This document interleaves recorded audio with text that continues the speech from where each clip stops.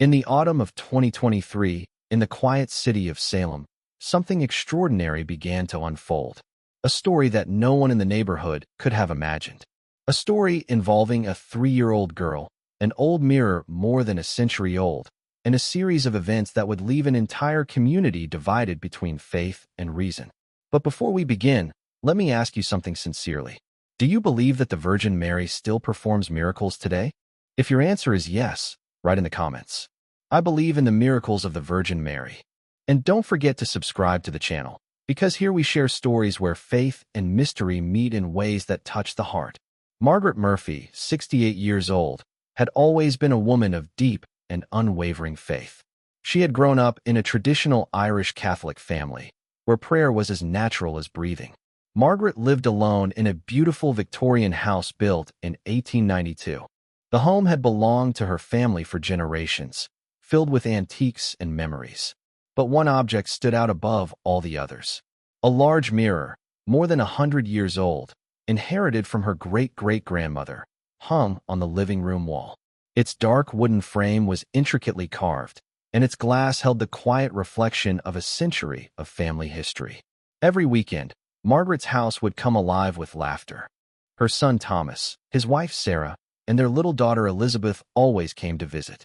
Elizabeth was only 3 years and 5 months old, a cheerful little girl with curly hair and bright green eyes that sparkled with curiosity. She was the joy of the entire family, and during every visit, she loved exploring her grandmother's old house. But there was one thing that fascinated her more than anything else: the old mirror in the living room. Elizabeth would often stand in front of it, staring quietly at her reflection as if it were a doorway to another world. Margaret always thought it was simply a child's curiosity, until everything changed. On May 15, 2023, tragedy struck. A sudden storm overturned Thomas and Sarah's small boat while they were out on the water. Neither of them survived. In a single night, Elizabeth lost both of her parents, and Margaret's life changed forever. In the weeks that followed, there were endless forms to fill out, legal documents to sign, and a home suddenly filled with grief. Elizabeth moved into her grandmother's house, but the little girl who had once laughed constantly was no longer the same. She spoke very little. Sometimes she would sit by the window for long periods, quietly staring outside as if she were waiting for someone to return. She had sudden crying spells. She refused to eat, and many nights she woke up calling for her mother and father. Despite her own heartbreak, Margaret showed incredible strength. She devoted herself completely to caring for Elizabeth. The local Catholic community, led by Father Michael O'Brien, surrounded them with support. Neighbors brought food. Friends offered help with childcare. And the entire parish kept Margaret and Elizabeth in their prayers. It was during those difficult weeks that Margaret began noticing something unusual. Elizabeth had developed a strange fascination with the old mirror. Before the accident, she had simply admired it. Now it was different. Margaret would often find the little girl standing silently in front of it. Sometimes she whispered softly. Other times, she simply stared at the glass with deep concentration. When Margaret asked what she was doing, Elizabeth always answered casually, "Just looking, Grandma Maggie." Or sometimes, "The mirror is pretty." Margaret assumed it was simply the child's way of coping with trauma. Perhaps the mirror had become a comforting distraction. But on the morning of May 28th, exactly 13 days after the accident, something happened that Margaret would never forget. Margaret was in the kitchen preparing breakfast when she heard Elizabeth talking in the living room. At first, she assumed the little girl was playing with her dolls. Children her age often spoke to imaginary friends. But then Margaret realized something strange.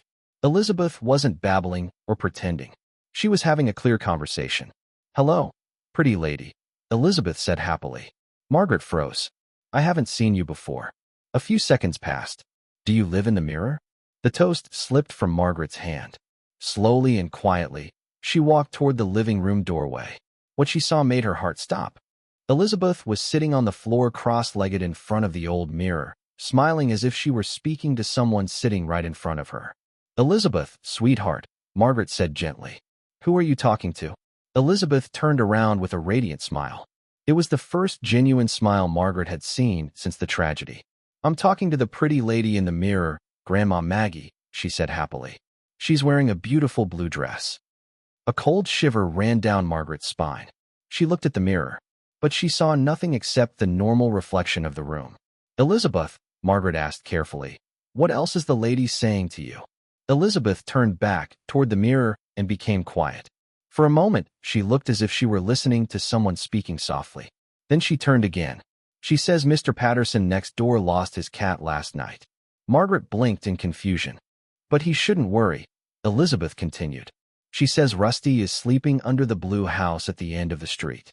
Margaret knew James Patterson, their 72-year-old neighbor.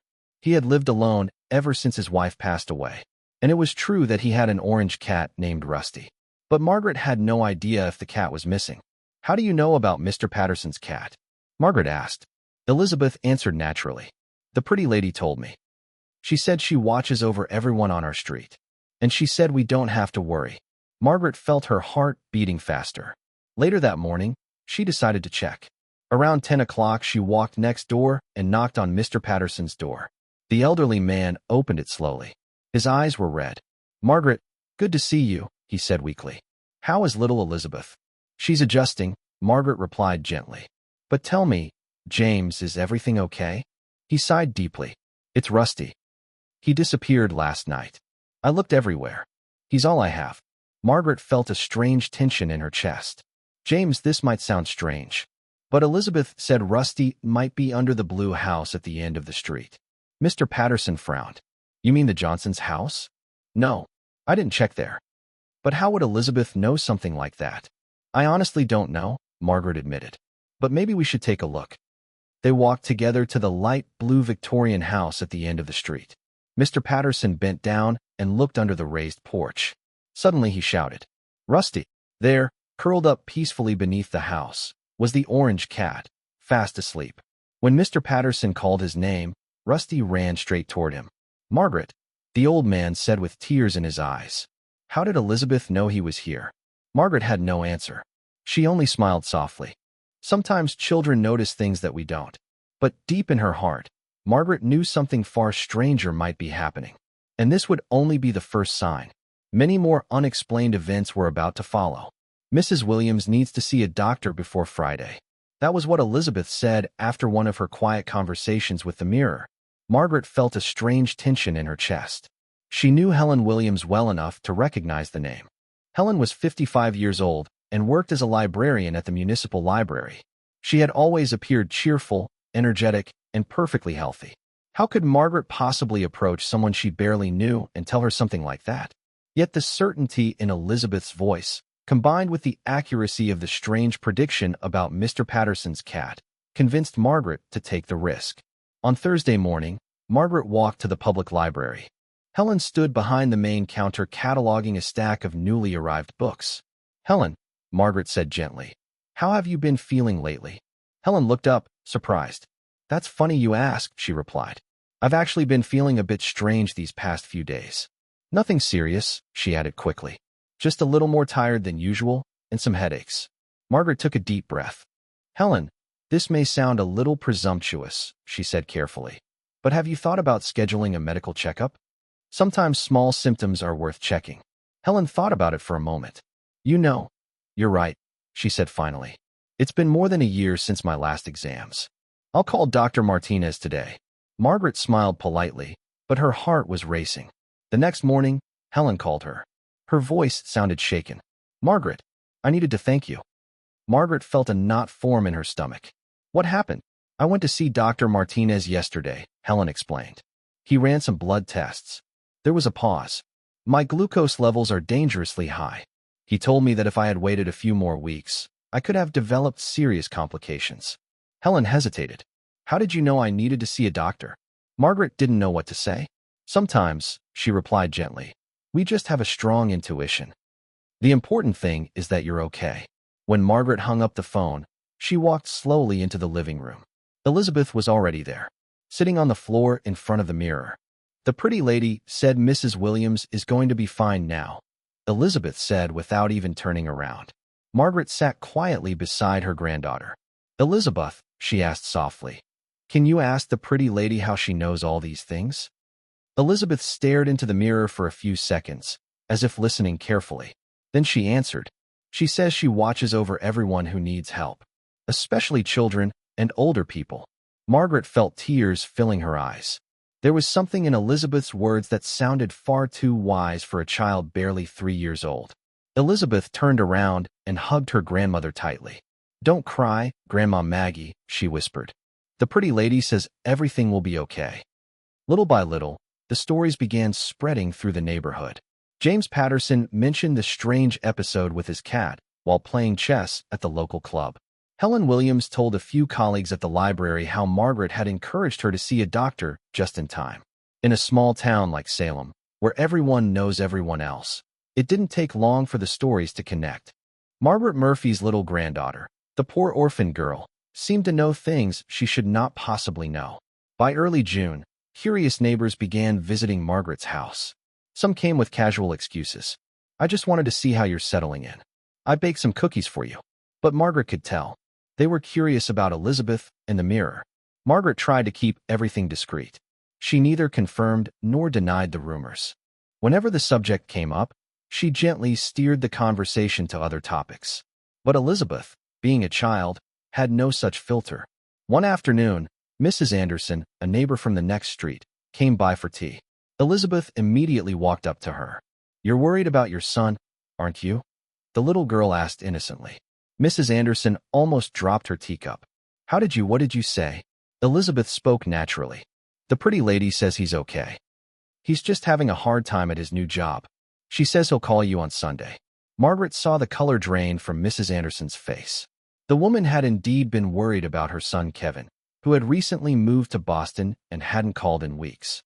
"Elizabeth," Margaret interrupted quickly, "why don't we go check the flowers in the garden?" But it was too late. Mrs. Anderson left the house visibly shaken, and Margaret knew the story would spread even further. On Sunday afternoon, the phone rang in Mrs. Anderson's house. It was Kevin. He explained that he had been overwhelmed with his new job, but was doing fine. Exactly as Elizabeth had said. From that moment on, Margaret realized something. Keeping the situation secret would soon become impossible.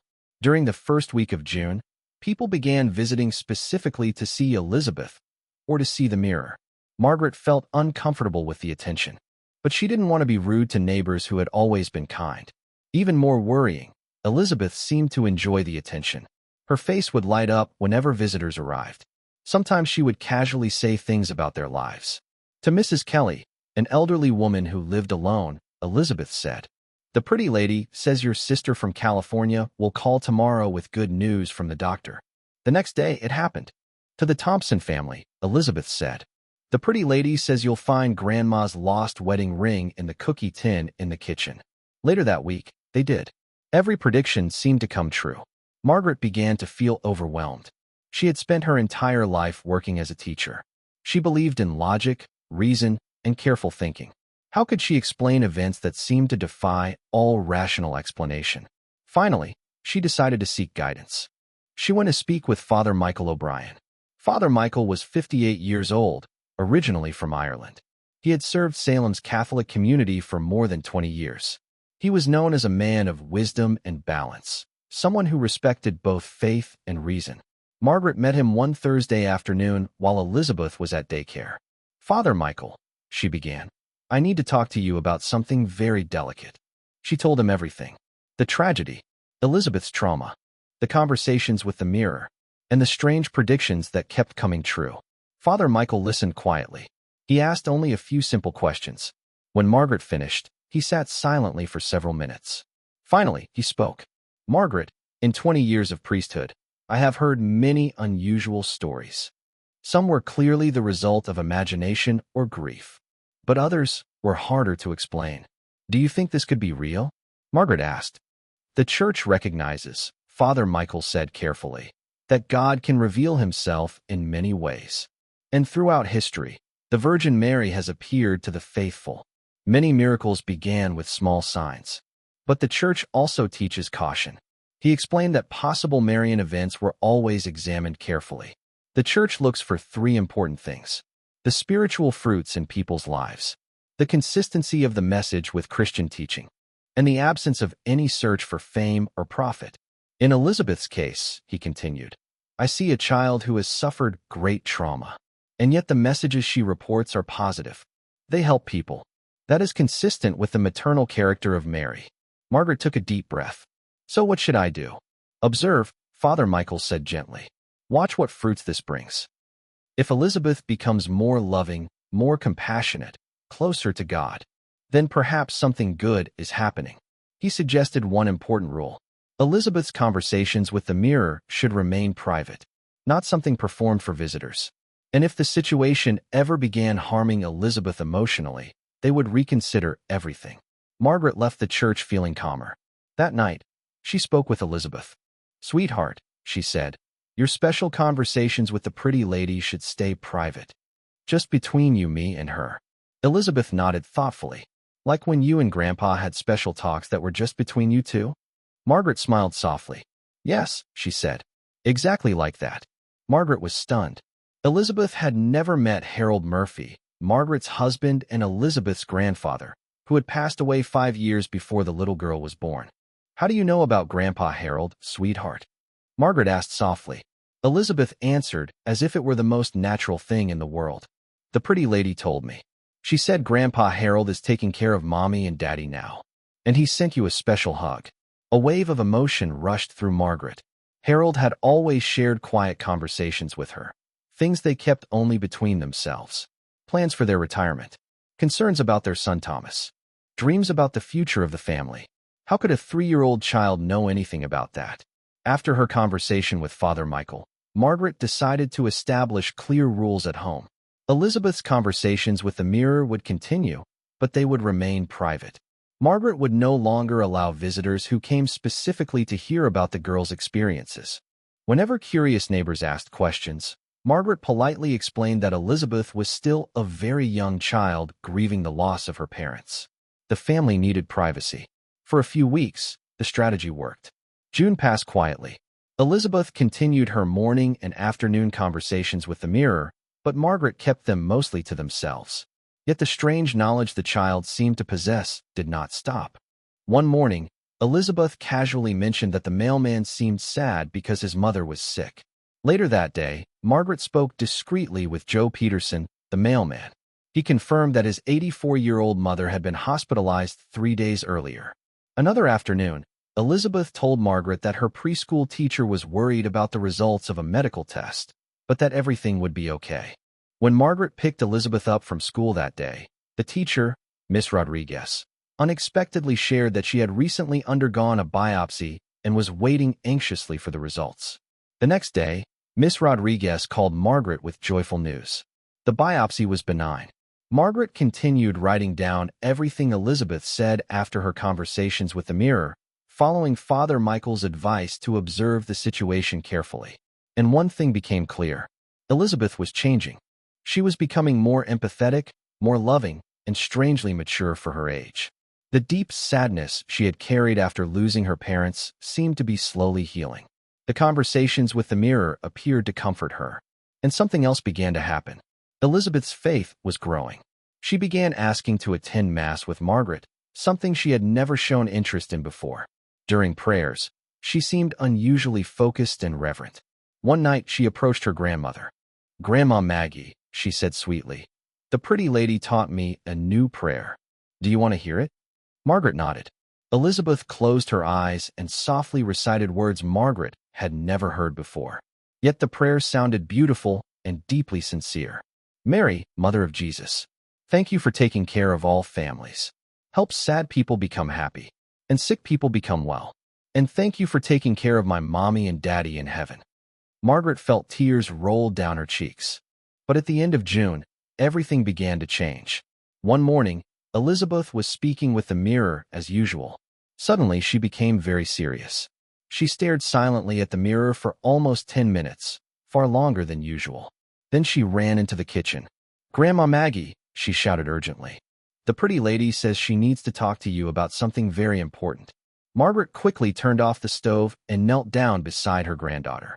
"What is it, sweetheart?" Elizabeth took a deep breath. "The pretty lady says something special is going to happen on Sunday after Massachusetts. She says many people will come here." Margaret felt a knot form in her stomach. "What kind of special thing, Elizabeth?" "She didn't tell me everything," the girl answered. but she said it will help many people. Elizabeth paused, trying to remember the exact words. She also said you will need to be very brave. Like when you took care of me after Mommy and Daddy went to heaven. Margaret hugged her tightly, but her thoughts raced. What could possibly happen on Sunday? And why was the mysterious, pretty lady preparing them for it? Sunday, July 2nd, 2023, began like any other day. Margaret and Elizabeth attended the 9 a.m. Mass as they always did.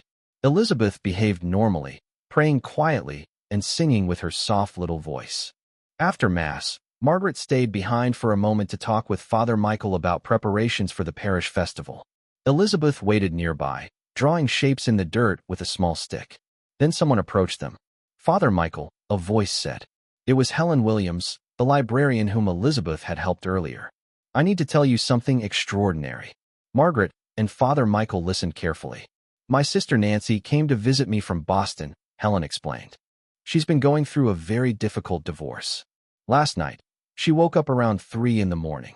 She swears she saw a woman dressed in blue sitting in the armchair beside the couch. Father Michael's expression grew serious. What else did she say? The woman didn't speak, Helen continued. She simply smiled and made a gesture of blessing. My sister said she felt a peace she hasn't felt in months. This morning she woke up determined to start her life again. Margaret glanced at Elizabeth, who had stopped drawing and was listening quietly. And there's something else, Helen added. My sister had never heard about Elizabeth or the mirror. But when I described the woman Elizabeth sees, the blue dress, the dark hair, Helen hesitated. My sister turned pale. It was the exact same woman she saw last night. Father Michael remained thoughtful. Helen, he said gently, would your sister be willing to speak with me about this? She already returned to Boston, Helen replied. But she left me this. She pulled a small piece of paper from her pocket. She said she woke up with these words in her mind and wrote them down. Margaret's heart began pounding as Helen unfolded the paper. The message was written in hurried handwriting. Today, something important will begin. Margaret felt her legs weaken. Elizabeth had said the same thing 3 days earlier. Father Michael, Margaret said quietly, there's something I need to tell you. She explained Elizabeth's prediction. Father Michael listened in silence. When Margaret and Elizabeth returned home later that afternoon, something unexpected awaited them. 3 cars were parked in front of the house. Margaret recognized the neighbors immediately. Mrs. Anderson, James Patterson, the Thompson family. They were waiting in the yard. Mrs. Murphy, Mrs. Anderson said nervously, we hope you don't mind our visit. But strange things have been happening since last night. And they all seemed connected to Elizabeth. James Patterson stepped forward. Margaret, my brother Paul called from Chicago this morning. He said he had a dream about a woman in a blue dress. Margaret felt her heart race. What did she say? James swallowed. She told him, tell the girl who speaks to the mirror that it is time to share the gift she received. She said many people need healing for their hearts. Elizabeth gently tugged Margaret's hand. Grandma Maggie, she whispered. The pretty lady said this would happen. She said I can't keep the conversations just between us anymore. Throughout the afternoon, more people arrived. Not only from Salem, but from nearby towns as well. The story had begun spreading through social media, through relatives, through the fast-moving whispers of small communities. By 4 o'clock, nearly 30 people stood outside Margaret's house. Many spoke of dreams. Others described strange feelings of peace, all connected to the same image. A woman dressed in blue. Margaret felt overwhelmed. She called Father Michael. Within 20 minutes, he arrived. Father, Margaret said quietly, I don't know how to handle this. Elizabeth is just a child. Father Michael looked toward Elizabeth, who seemed completely calm despite the crowd outside. And in that moment, he realized something. Something had begun in Salem that day. And it was only the beginning. Margaret, Father Michael said gently, let me speak with Elizabeth alone for a few minutes. Margaret nodded. Father Michael walked quietly into the living room. Elizabeth was sitting on the floor in front of the old mirror. But this time she wasn't talking. She was simply watching her reflection. Elizabeth, Father Michael asked softly, are you okay? The little girl looked up and smiled. Yes, Father Michael. The pretty lady said you were going to come talk to me. Father Michael felt a chill run down his spine. And what else did she say? Elizabeth turned toward him with a seriousness far beyond her 3 years. She said today is special. because many people who have broken hearts, like mine did, will be able to feel that they are not alone. She paused for a moment. But she also said that after today, I will go back to being a normal little girl. Father Michael was surprised. What do you mean by that, Elizabeth? The pretty lady said she helped me when I needed it the most, Elizabeth explained. And that threw me. She could help other people today. But she said I need to grow and learn other things. And it's not good for a child to carry grown-up worries for too long. The wisdom in the little girl's words left Father Michael deeply moved. Elizabeth, he said gently, would you feel comfortable talking to the people who came here today? Not to make predictions or give messages, just to tell them about your conversations with the pretty lady. Elizabeth thought for a moment. I can do that, she said. But the pretty lady said it has to be the last time. Father Michael organized a small gathering in Margaret's backyard garden. About 30 people sat in a circle on the grass. Elizabeth sat in the center, on Margaret's lap. Father Michael began speaking calmly. This little girl went through a terrible tragedy just a few months ago. Losing both parents is one of the hardest experiences anyone can face, especially for a child. But through her innocent faith, Elizabeth received something very special. A gift of comfort. A sign of love from the Virgin Mary. Elizabeth spoke with the simple honesty of a 3-year-old. She told them how sad she had been after coming to live with Grandma Maggie, how she had begun seeing the pretty lady in the mirror, and how those conversations helped her understand that her parents were safe in heaven and that she would always be cared for. The pretty lady says all of you have hearts that hurt like mine did, Elizabeth said quietly. She wants you to know that she takes care of everyone, especially when people feel very sad.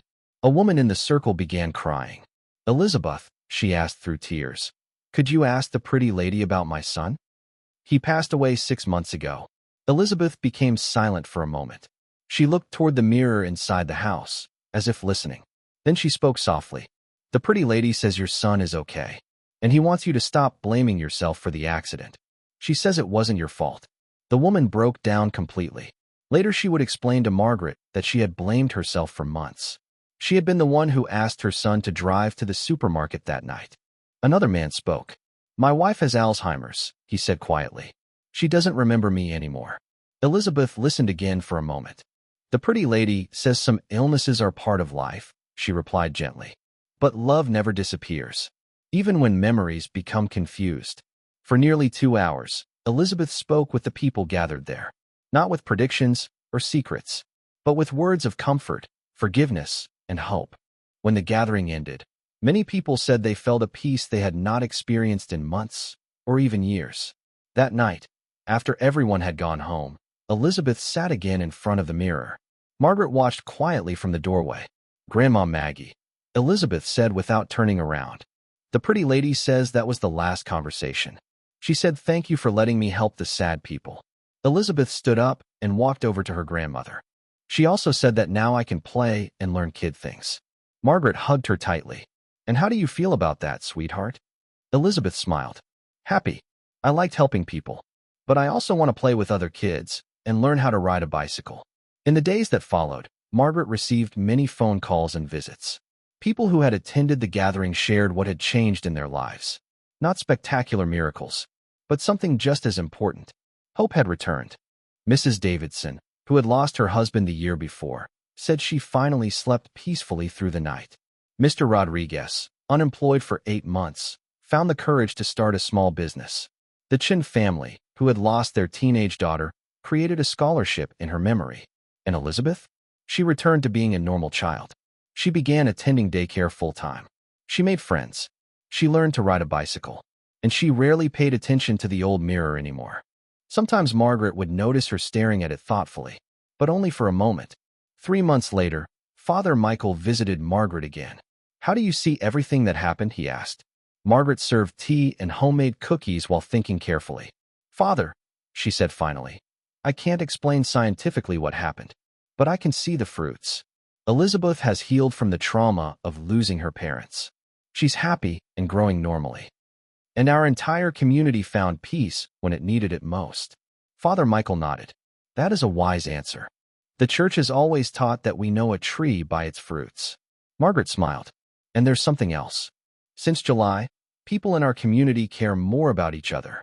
They visit elderly neighbors. They help families who are struggling. It's as if everyone remembered the importance of kindness. At that moment, Elizabeth ran into the room with dirt on her hands and a huge smile. "Grandma Maggie, I planted all the sunflower seeds. Will you come see?" Margaret laughed. "Of course, sweetheart. Father Michael, would you like to see Elizabeth's garden?" As they walked into the backyard, Father Michael reflected quietly. "You know, Margaret, sometimes the greatest miracles are not the ones that defy nature. Sometimes the greatest miracle is the healing of the human heart. The return of hope. The rediscovery of love." Elizabeth was kneeling beside a tiny sunflower sprout, watering it carefully with a small toy watering can. "Elizabeth," Father Michael asked, "do you think your sunflowers will grow well here?" The little girl looked up with bright eyes. "I'm sure they will," she said. "Grandma Maggie told me that when we plant something with love, it always grows strong and beautiful." A full year passed. Elizabeth thrived in kindergarten. She loved art and music. She rarely mentioned the mirror or the pretty lady, except sometimes when she saw someone who looked sad. "That lady looks like she needs a hug," she once told Margaret. "Should we go say hello to her?" And they did, not with supernatural messages, but with simple kindness. Margaret often thought about those extraordinary months. Sometimes she even wondered if she had imagined parts of it. But then she looked at Elizabeth, happy, healthy, full of life, and at the community that had grown kinder and more united. And she knew that something real had happened. The old mirror remained in the same place in the living room. Visitors sometimes asked about it. Margaret always gave the same simple answer. "It's just a mirror that has been in our family for generations." Sometimes the most ordinary things become special when we need them. In the autumn of 2024, Margaret decided to write down everything that had happened. She wanted Elizabeth to read the story one day when she was older. While Margaret wrote, Elizabeth played on the floor nearby, assembling a puzzle. "Elizabeth," Margaret asked gently one day, "do you remember the pretty lady?" Elizabeth thought for a moment. "A little," she said. "I remember she was very kind, and she helped me when I was really sad." "Do you miss talking to her?" Margaret asked. Elizabeth shook her head. "No, I know she's still taking care of everyone, even if she doesn't talk through the mirror anymore." She paused, then added thoughtfully, "And when people are kind to each other, it feels like the pretty lady is there too." Margaret smiled, because sometimes the greatest miracles are not loud or spectacular. Sometimes they are simply the return of joy to a child's face, and the transformation of a community into a place where people care for one another. And perhaps that miracle is enough. If this story touched your heart, share it with someone who needs to remember that even in the darkest moments, we are never alone. And if you believe that the Virgin Mary still performs miracles today, write in the comments. I believe, because faith shared together is always stronger than faith kept alone. And sometimes all we need is a reminder that hope still exists, even when it feels far away.